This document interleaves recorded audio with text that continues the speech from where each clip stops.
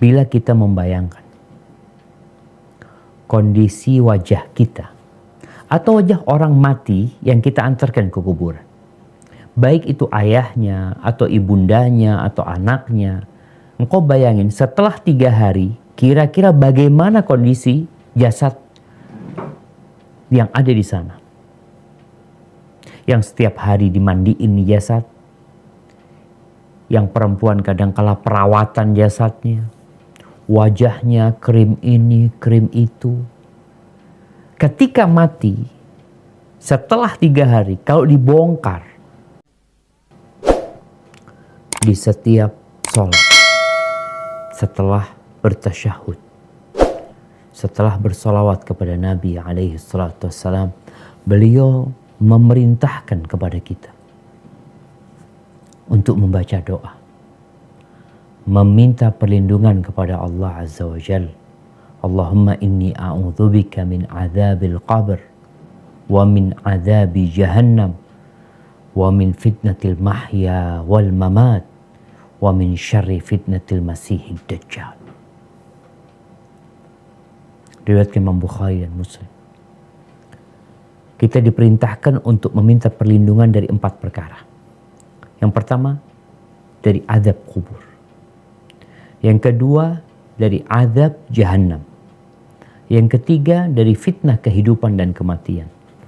Yang keempat, dari fitnah al-masih dajjal. Ada apa sebenarnya dengan kuburan? Bila kita membayangkan kondisi wajah kita atau wajah orang mati yang kita antarkan ke kuburan, baik itu ayahnya atau ibundanya atau anaknya, engkau bayangin setelah 3 hari kira-kira bagaimana kondisi jasad yang ada di sana, yang setiap hari dimandiin jasad, yang perempuan kadangkala perawatan jasadnya, wajahnya krim ini, krim itu. Ketika mati, setelah 3 hari, kalau dibongkar, kita akan melihat belatung-belatung itu keluar dari matanya. Kita akan melihat bibirnya mungkin sudah nggak karuan. Kita akan melihat kondisi perutnya busuk, menjijikkan. Jangan mendekat. Kita dengar aja udah nggak ingin. Dan itulah kondisi kita nanti.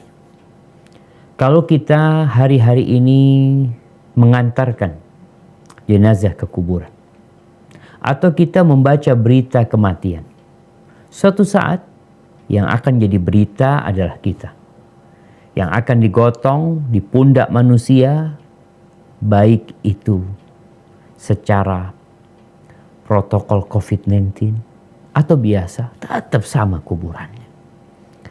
Ketika itu tidak ada yang menemani kita. Bukan harta yang menjadi standar orang itu kuburannya luas atau sempit, terang atau gelap gulita. Bukan jabatan. Jangan karena presiden, oh enak presiden kuburannya luas ya. Bisa 10 meter kali 10 meter. Nggak ada. Yang menentukan adalah amalan kita. Sa'ad bin Mu'ad. Sa'ad bin Mu'ad. Ini sahabat Nabi yang ketika beliau meninggal dunia, arsy Allah itu bergetar karena kematian Sa'ad bin Mu'ad. Dan turun 70.000 malaikat ikut mengantarkan jenazahnya Sa'ad bin Mu'ad. Bagaimana perjuangan dia membela agama Allah ini. Tatkala dia masuk ke dalam kuburan, dia dihimpit dengan kuburan. Orang baik kayak gitu. Nah, dalam hadis yang diriwayatkan Imam Tabrani, Rasulullah SAW mengatakan, "Lau naja ahadun min dhammatil qabri la naja Sa'ad bin Mu'ad." Kalau ada satu orang yang selamat dari himpitan kuburan, pasti Sa'ad bin Mu'adz akan selamat. Walaqad dhumma dhammatan thumma rukhiyan. Saat sempat dihimpit oleh kuburan, kemudian dilepas lagi perlahan-lahan. Subhanallah. Bagaimana gelapnya kuburan? Tidak ada satupun lubang dan kuburan kita itu yang mungkin tatkala kita melihat biasa-biasa saja. Tatkala kita menggali kuburan buat orang tua kita, kerabat kita, kita minta supaya luasnya 1 kali 2 meter. Kita minta didalemin. Kemudian tatkala sudah diletakkan, kita tutup dengan kayu, dengan sirap, papan sirap itu, agar tidak ada tanah yang mengenai tubuhnya secara langsung, tapi kemudian kita tutupin. Ahibati fillah, setelah kematian itu alamnya berbeda, alamnya alam barzakh. Wa min wara'i barzakhun ila yaumi yub'atsun. Mungkin sebagian kita nggak tahu jasadnya ada di mana. Mungkin dimakan ikan hiu, mungkin dimakan ular, mungkin dimakan buaya, mungkin terjatuh dari pesawat, nggak ketahuan seperti yang kita lihat. Kadangkala ada pesawat yang hilang, kemudian jasadnya itu nggak ketahuan. Tapi Allah tahu dengan mereka. Kehidupan dia di sana, imma akan berada di taman-taman surga atau di lubang-lubang neraka.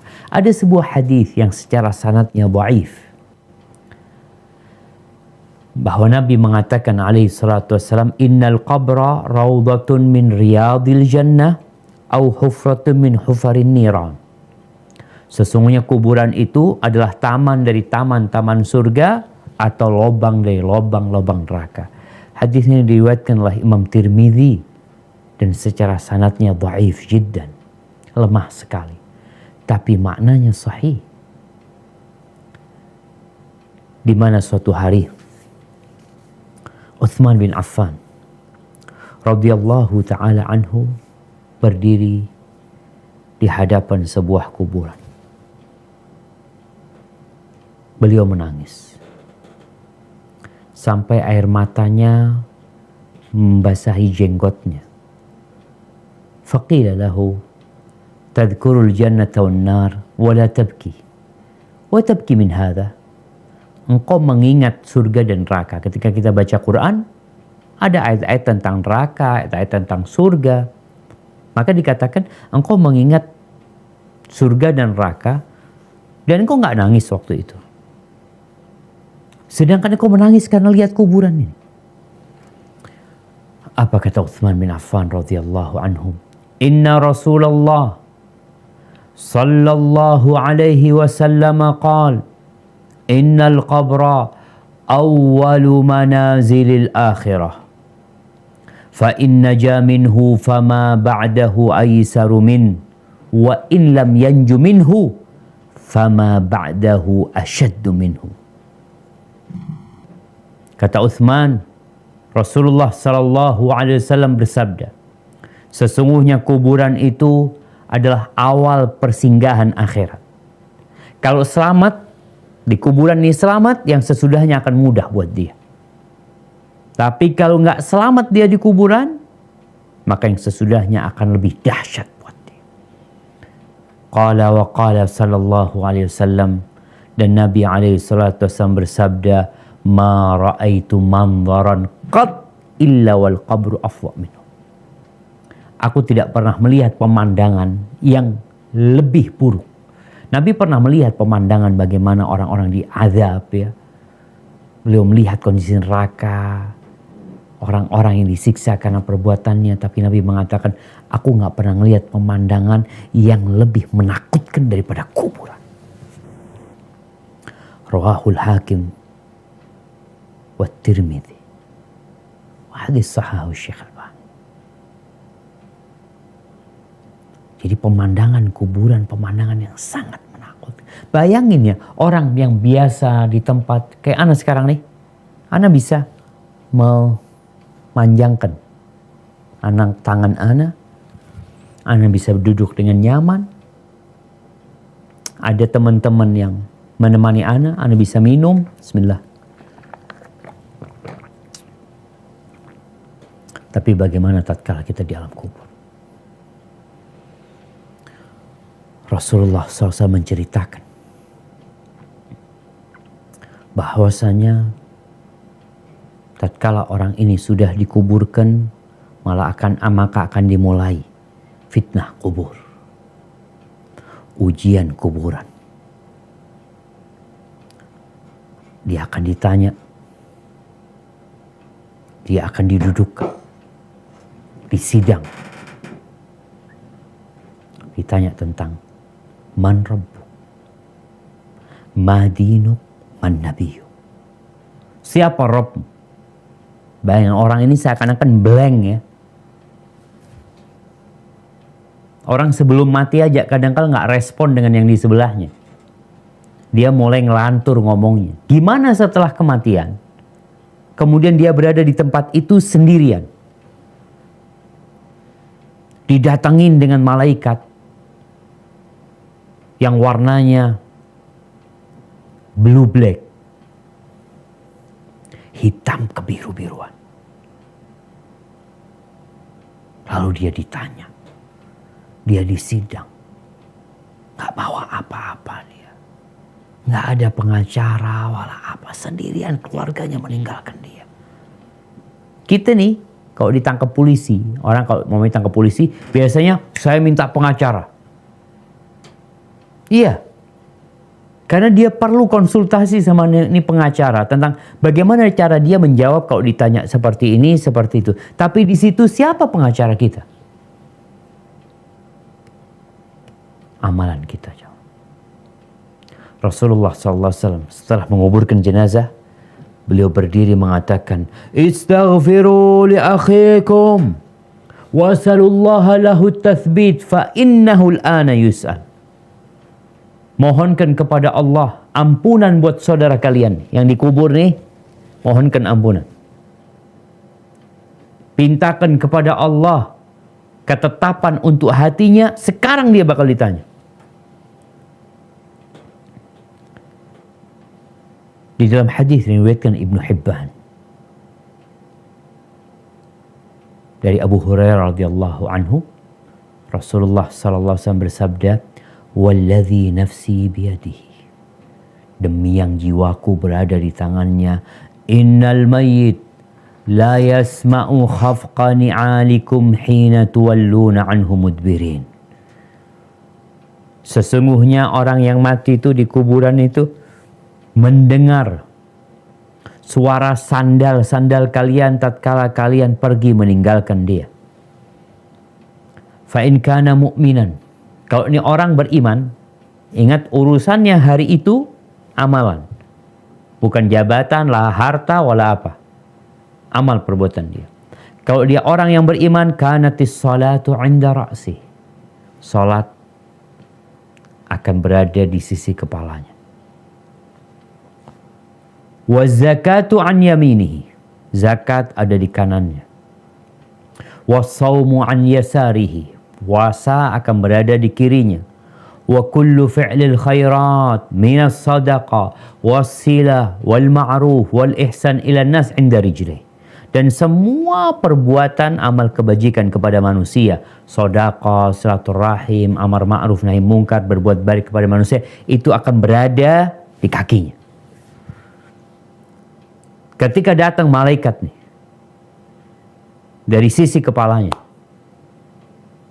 ya hendak dibangunkan nih orang untuk disidang, maka salat mengatakan maqibali madkhal, nggak ada pintu masuk lewat aku, nggak ada. Fayu'ta an yamini, ketika datang dari arah kanannya, zakat pasang badan mengatakan maqibali madkhal, nggak ada pintu masuk lewat aku. Datang lewat kirinya, puasa mengatakan maqibali madkhal. Gimana kalau orang ini nggak puasa? Gimana kalau dia nggak bayar zakat? Gimana kalau dia nggak sholat? Fayu'ta min rijlai, datang dari arah kaki. Mungkin mau diseret, mau diapa, untuk disidang. Maka perbuatan kebaikan mengatakan, ma qibali madkhul, enggak, kau nggak bisa masuk lewat aku. Maka akhirnya malaikat ini mengatakan, ijlis, duduk. Maka duduklah orang ini. Qad muthilat lahu syamsu qad danat lil ghurub. Diperumpamakan dalam kehidupan di alam barzakh itu ada matahari yang sedang mau tenggelam. Lalu orang ini, karena dia orang yang taat kepada Allah, ketika ditanya akhbirna amma nas'aluka, jawab pertanyaan-pertanyaan kami.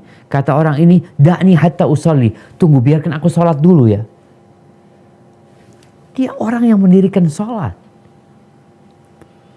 Fayuqal lahu innaka sataf'al, kau akan sholat, kau akan sholat.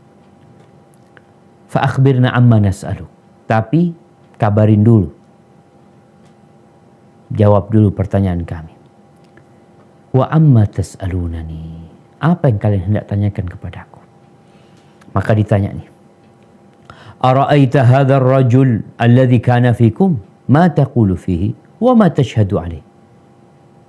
Menurutmu orang yang ada di tengah-tengah kalian ini, apa pendapatmu tentang dia? Apa kesaksianmu terhadap dia? Muhammad, maksudmu Muhammad? Fayaqul lahu na'am. Fayaqul ashhadu annahu Rasulullah. Aku bersaksi dia utusan Allah sallallahu alaihi wasallam, wa annahu ja'ana bil bayyinat min indillah fasaddaqna. Dan dia datang kepada kami membawa bukti-bukti dan kami percaya sama dia. Fayuqalu lahu ala dzalika hayyit wa ala dzalika mitta wa alaihi tub'atsu insyaallah. Di atas itu engkau hidup. Di atas kesaksian ini engkau hidup. Dan di atasnya engkau mati dan akan dibangkitkan di atas kesaksian itu insyaallah. Subhanallah. Allah tetapkan nih orang sehingga bisa jawab. Thumma yufsah lahu fi qabrihi 70 dhira'an. Di riwayat ini disebutkan kuburannya diluaskan 70 hasta. Wa yunawwar lahu. Kuburan yang gelap gulita ini jadi terang benderang. Diterangi itu kuburan dia. Wa yuftah lahu bab ilal jannah. Kemudian dibukakan pintu ke surga. Fa yuqalu lahu unzur ila ma a'addallahu laka fiha. Engkau lihat tuh yang Allah siapkan buat engkau di sana. Fayazdadu ghibtatan wa surura. Maka dia semakin gembira, semakin senang. Thumma tuj'al nasamatuhu fin nasamit tayyib wa hiya tayrun khudr. Kemudian ruhnya itu diletakkan di burung yang berwarna hijau, di rongga burung yang berwarna hijau. Ya'laku bi syajaril jannah, yang dia bergantungan di pohon-pohon surga. Wa yu'adul jasadu ila ma bada'a minat turab. Jasadnya dikembalikan kepada tanah. Jadi tanah kembali. Wa dzalika qaul, itulah firman Allah Azza wa Jalla di surat Ibrahim ayat 27. Coba kita baca apa kata Allah di surat Ibrahim ayat 27. A'udzu billahi minasy syaithanir rajim. يثبت الله الذين آمنوا بالقول الثابت في الحياة الدنيا وفي الآخرة ويضل الله الظالمين ويفعل الله ما يشاء, yang artinya Allah meneguhkan iman orang-orang yang beriman dengan ucapan yang teguh di kehidupan dunia dan di akhirat. Dan Allah menyesatkan orang-orang yang zalim, dan Allah berbuat apa yang Ia kehendaki. Allahu Akbar. Maka kalau dia orang munafik, orang yang imannya ikut-ikutan atau pura-pura beriman, maka tatkala dia ditanya man rabbuk, qul la adri. Ma dinuk, apa agamamu? Sama, la adri, enggak tahu aku, kata dia. Ma taqulu fi hadzal rajul alladhi bu'itsa fikum. Apa pendapatmu tentang orang yang diutus kepada kalian? La adri. sami'tun nas yaquluna faqult. Aku mendengar orang berkata, itu nabi, agamanya Islam, Allah Tuhanku. Ya aku ikut-ikutan aja. Aku katakan itu juga. Fayaqulun la darait wa la talaut. Engkau nggak tahu, nggak mau belajar, nggak mau ngikutin. Fayunadi munadin minas sama'an kadzaba abdi. Ada yang menyeru dari langit mengatakan, dusta nih hamba. Ahibati fillah. Bagaimana kondisi orang yang benar menjawab pertanyaan, yang lolos dari ujian tersebut? Di hadis yang diriwayatkan Imam Ahmad, akan ada yang menyeru dari langit mengatakan, an sadaqa abdi, hambaku jujur dan benar yang dia katakan. Fa afrishuhu minal jannah. Bentangkan permadani di kuburan itu dari surga. Wa albisuhu minal jannah. Kasih pakaian dari surga. Waftahu lahu baban ilal jannah. Bukakan pintu ke surga. Maka datang tuh aromanya surga, wanginya surga. Wa yufsah lahu fi qabrihi madda basarih. Kuburannya dibentangkan sepanjang dia memandang. Kalau di hadis Tirmidzi dikatakan 70 dhira, 70 hasta, ini sepanjang dia memandang. Tergantung amalannya. Kemudian datang orang. Dia lagi sendirian di kuburan. Kita ini sulit hidup sendirian. Sekarang di kondisi kawan-kawan kita yang isoman. Kesian dia. Seakan-akan dikucilkan sama warga, dikasih makanan, diletakkan di depan pintunya, digantungin di pagarnya kadangkala. Allahu Akbar. Engkau tapi masih hidup, engkau masih bisa pakai handphone wala apa. Ketika engkau mati, bukan isoman. Engkau ditinggal semuanya sudah. Yang biasa engkau di kantor ada kawannya, di rumah ada kawannya, di tempat kerja ada kawannya, di masjid banyak kawannya, di situ engkau sendirian. Maka Allah akan berikan balasan. Akan datang manusia, wa ya'tihi rajulun hasanul wajhi. Ada orang yang wajahnya indah sekali. Laki atau perempuan tergantung orang ini. Hasanul thiyab, bajunya bagus. Kita tuh senang kalau ngeliat orang pakai baju bagus. Thayyibur rih, wangi aromanya. Fayaqulu lahu, man anta? Kamu siapa ya? Kok aku nggak kenal gitu loh. Tapi kalau aku ngelihat wajahmu wajah orang baik gitu loh, yang bawa kebaikan. Kemudian orang ini mengatakan, ana amaluka saleh. Aku amal soleh. Aku perbuatanmu. Ketika keluargamu pulang ke rumahnya, hartamu pulang ke rumahnya, aku yang tinggal di sini bersamamu. Maka orang ini tatkala melihat bagaimana indahnya surga, maka dia ingin kiamat dibangkitkan supaya dia bisa kembali ke keluarganya, bisa menikmati kehidupan ini. Hadis rawahu Ahmad. Tapi kalau dia orang fajir atau orang munafik, setelah dikatakan dia berdusta, dibeberkan permadani dari neraka, dibukakan pintu ke neraka, panasnya datang, hawa panasnya datang juga, kemudian disempitkan kuburannya sampai tulang-tulangnya berantakan. Lalu datang orang, qabihul wajhi, qabihul thiyab, wajahnya buruk. Kita tuh kalau ngelihat orang wajahnya buruk, ya Allah, nggak pengen deket-deket kita. Ini didatengin di kuburan, udah disempitin tempatnya, datang nih orang, bajunya jelek juga. Yang lebih parah, muntinur rih, busuk aromanya. Lalu orang ini ngomong, abshir billadhi yasu'uk. Terimalah kabar dengan yang buruk buat engkau. Ini hari yang engkau dijanjikan. Kata orang yang mati, wa anta fabasyarakallahu bisyar. Man anta? Dan engkau semoga dapat kabar buruk buatmu dari Allah dengan keburukan. Engkau siapa engkau ngomong-ngomong kayak gitu? Karena wajahmu wajah orang yang buruk, bawa keburukan. Kata orang ini, ana Kau kepingin tahu siapa aku? Ana amalukal khabith. Aku perbuatan burukmu, dosa-dosamu. Fawallahi ma alimtuka illa kunta bati'an an ta'atillah. Aku nggak kenal engkau sejak awal kecuali engkau orang yang lambat dalam ketaatan. Sari'an ila ma'asiyatillah. Kalau suruh maksiat cepat. Maka fajazakallahu syarran. Semoga engkau dikasih balasan yang buruk dari Allah Azza wa Jalla. Lalu didatangkan orang di sana yang buta, tuli, bisu, pegang palu. Lau duriba biha jabrun kanat. Kalau gunung dipukul pakai palu itu jadi debu. Dan orang ini dipukul sampai jadi debu. Kemudian dibangkitkan kembali, dipukul kembali. Dia teriak-teriak. Dan semua mendengar suara dia kecuali manusia dan bangsa jin.